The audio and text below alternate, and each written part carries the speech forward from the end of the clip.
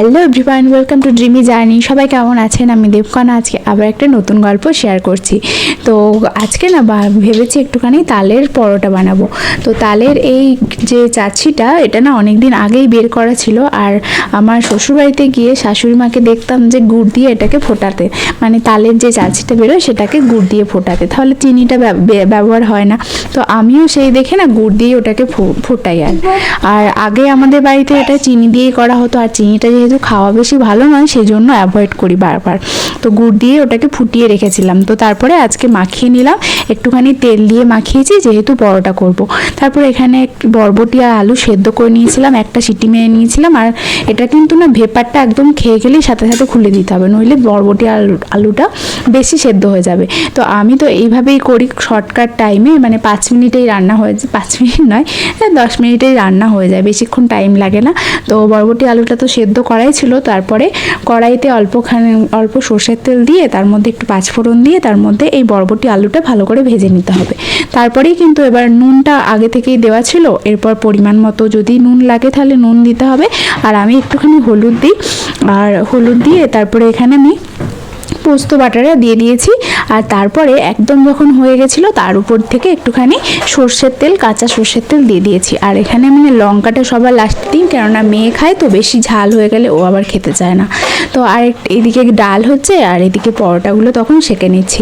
তো এটাই আজকে মানে ভেবে রেখেছি যে পরোটাটা টিফিনের মধ্যে দিয়ে দেবো আর তরকারিটা দিয়ে দেবো, কিন্তু কম্বিনেশনটা খুব একটা ভালো নয় পরোটার সাথে বরবটি আলুর পোস্ত, তাহলে ওটাই দিয়ে দেবো। এখন তাড়াহুড়োর মধ্যে বেশি টাইম ছিল না, তো সেই কারণে ওটাই দিয়ে দেবো। আর এই যে জারটা দেখছেন, এই জারটা না আমি একটা কিনেছি, মানে স্প্রে করার যে অয়েল স্প্রে করার যে বটলগুলো হয়, সেই বটলটা অনেক দিনের ইচ্ছে ছিল একটা কিনবো, তো সেই কারণে কিনেছি। আর এটা না ফার্স্ট টাইম আজকে অ্যাপ্লাই করছি। তো স্প্রে করতে গিয়ে 2-3 বার প্রথমে স্প্রে করলাম, তখন দেখছি বেরোচ্ছে না। আর যখন আবার স্প্রে করলাম তখন দেখলাম দেওয়ালে স্প্রে হয়ে গেল। আর আমি এদিকে পরোটায় স্প্রে করছি কিন্তু চলে যাচ্ছে আশেপাশে, মানে ও গ্যাসের ওই সাইডগুলো ছড়িয়ে যাচ্ছে, গ্যাসের সাইডে যা যা জিনিসপত্র আছে ওগুলোতেও স্প্রে হয়ে যাচ্ছে। তো আমার খুব একটা পছন্দ হয়নি, তার থেকে ব্রাশে করে বুলিয়ে দিলে বরঞ্চ বেশি ভালো হতো।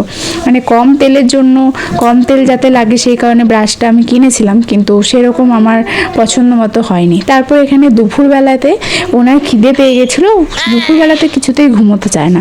তো সেই কারণে ও জেগে থাকে, যেহেতু পরপর মানে বলতেই থাকে এই খাবো ওই খাবো, খিদে পেয়ে গেছে, কী খাওয়া যায় এরকম খুঁজতে থাকে। তো তারপরে ওনার খিদে পেয়ে গেছিলো আর আমাকে বললো, মা আমাকে পিঙ্ক কালারের চিপস বানিয়ে দাও। পিঙ্ক কালার আমার মেয়ের বড়ই প্রিয়, তাই উঠতে পিঙ্ক কালার, বসতে পিঙ্ক কালার, পরবে পিঙ্ক কালার, খাবে পিঙ্ক কালার, মানে সব কিছুতেই পিঙ্ক কালার চাই। তো আগে একদিন পিঙ্ক কালারের বায়না করেছিল, তো সেই জন্য পিঙ্ক কালারের লুচি বানিয়ে দিয়েছিলাম, মানে কি বলুন তো, বিটের লুচি। তো আজকেও ভাবলাম ঘরের মধ্যে তো বিট তো রয়েছে, তো বিট দিয়ে কিছু করে দেওয়া যাক। তো অনেক রেসিপি সার্চ করে নিলাম, সার্চ করার পরে একটা রেসিপি আমার পছন্দ হলো, সেটাকে বানাতে বসলাম। তো পরে ভেবেছিলাম যে 2টো বিট নষ্ট না করলেই পারতাম। আর আগেই মানে 2টো বিট নিয়ে বিশাল বেশি, মানে ওর মতো আমিও বেশি এক্সাইটেড হয়ে গেছিলাম আর কি বানাতে গিয়ে। তো ভেবেছিলাম অনেক কিছু বানিয়ে ফেলবো আর অনেক বেশি করে বানিয়ে দেবো, যাতে পরেও যাতে খাওয়ার সময় পাওয়া যায় আর কি। তো সেই কারণে বেশি এক্সাইটেড হয়ে অনেক বিট কেটে ফেললাম একসাথে। তো এই বিটগুলোকে জল দিয়ে একটু সেদ্ধ করতে বসিয়ে দিলাম প্রেশার কুকারে। 4-5টা সিটি মেরেছি, যাতে বিটগুলো তো শক্ত হয়, তো সেই কারণে যাতে তারা ভালো করে সেদ্ধ হয়েছে তাই জন্য 4-5টা সিটি মেরে নিয়েছি। আর ওকেও এখানে মানে ও আর কি খুব খুশি, যেহেতু পিঙ্ক কালারের চিপস বানাতে শুরু করেছে না। আর এখানে না মানে সবসময় গালে হাত দিয়ে ভাবছে যে কখন পিঙ্ক কালারের চিপসটা হবে তখন আমি খাবো।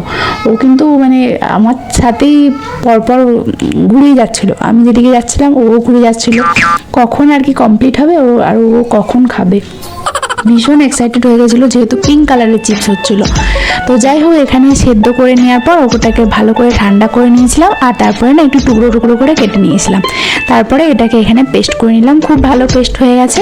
এরপর এর মধ্যে যা যা মশলাপাতি আমার পছন্দের সেগুলো দিয়ে দিলাম, মানে ধরুন জোয়ান দিয়েছি, কালো জিরে দিয়েছি, তারপরে চাট মশলা দিলাম একটু, যাতে একটু চটপটা হয় আর কি, চিপস তো।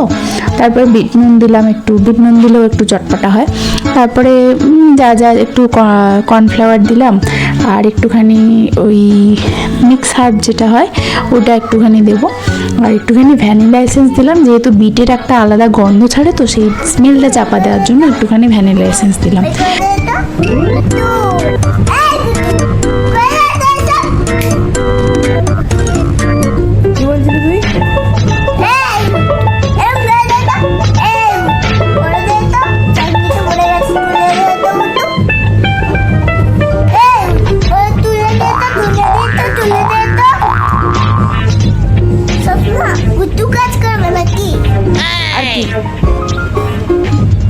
আর কি কাজ করিস তুই? তুমি তো কাজ করো। কি আর কি কাজ করাই তোকে দিয়ে? আর কি কাজ করাই তোকে দিয়ে সেটা বল। আর কি কাজ করাই?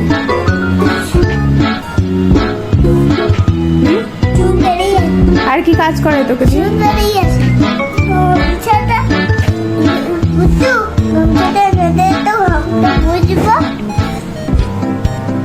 এটাই তুমি লিখে লিখে একদম উদ্ধার করে লিখে একদম উদ্ধার করে দিবি, এরকম করো।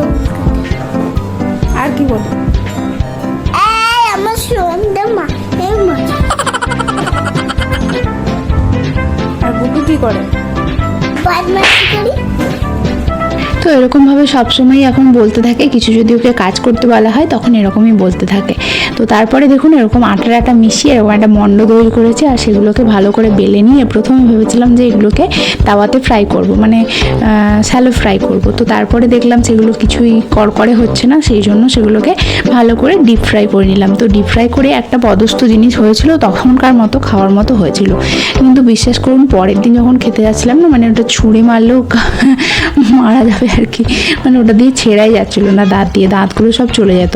আর উনিও এখানে কাজ করতে শুরু করে দিয়েছিল, মা যেটা করবে সেটা তো ওনাকে করতেই হবে, তাই না? তো যাই হোক, আজকের ভিডিওটা তাহলে এখানেই শেষ করছি, আবার দেখা হবে পরবর্তী ভিডিওতে। সবাই ভালো থাকবেন, সুস্থ থাকবেন, আর যদি ভিডিওটি ভালো লেগে থাকে তাহলে অবশ্যই লাইক, শেয়ার, সাবস্ক্রাইব করে দেবেন, আর যারা ফেসবুক থেকে দেখছেন তারা অবশ্যই কিন্তু ফলো করে দেবেন। তো চলুন তাহলে আজকের মতো ওই পর্যন্তই, টাটা।